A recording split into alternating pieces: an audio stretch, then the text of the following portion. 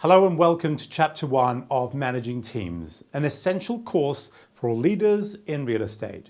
When you know how to manage teams, you manage amazing teams. When you use the right skills and the right processes, you become a top-performing office. This course has been based upon top-performing offices and brokerages from across the world.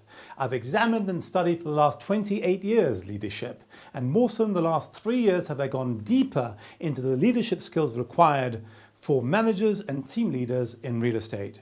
And so let's begin Chapter 1 with understanding 7 elements required for teams to be effective and to work. The first one of these elements is that your agent needs to know what their role is. And sometimes, because you're in the game and in the business, you think that's obvious. Nothing is further from the case, especially with brand new agents who you're trying to sort of like blend into your team.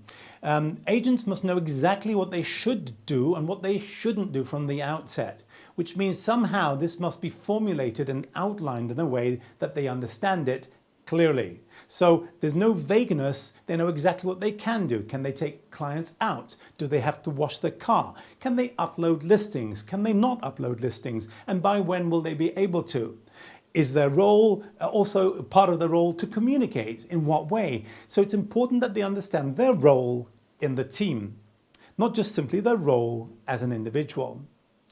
Furthermore, an agent needs to know what is expected of them. They need to know what you expect from them, how they're supposed to deliver work, how they're supposed to cooperate within the team.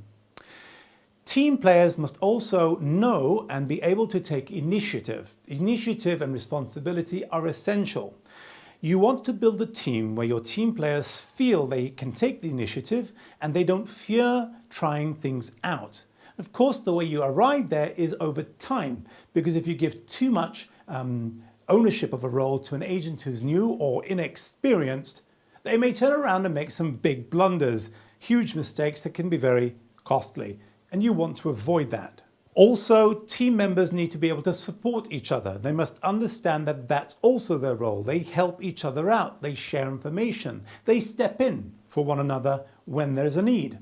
They value the different qualities of their other teammates and their colleagues. Agents should be willing to share information regularly and also communicate either formally or informally within the team regularly also. In other words, it's your job to make sure that your team have those 7 elements. If they have those 7 elements, you're on the way to creating a top-performing winning team. So now what I want you to do is to understand those 7 elements based upon the team you currently manage at the moment. Think about each of those elements based upon your agents or support staff in your brokerage or team at the moment, and write something down in the workshop space on page 2 of your workbook about your team against these elements. Do they meet all these requirements? Do some and others don't? What can you do about it? And when you've done that, come back to the next chapter. Thank you.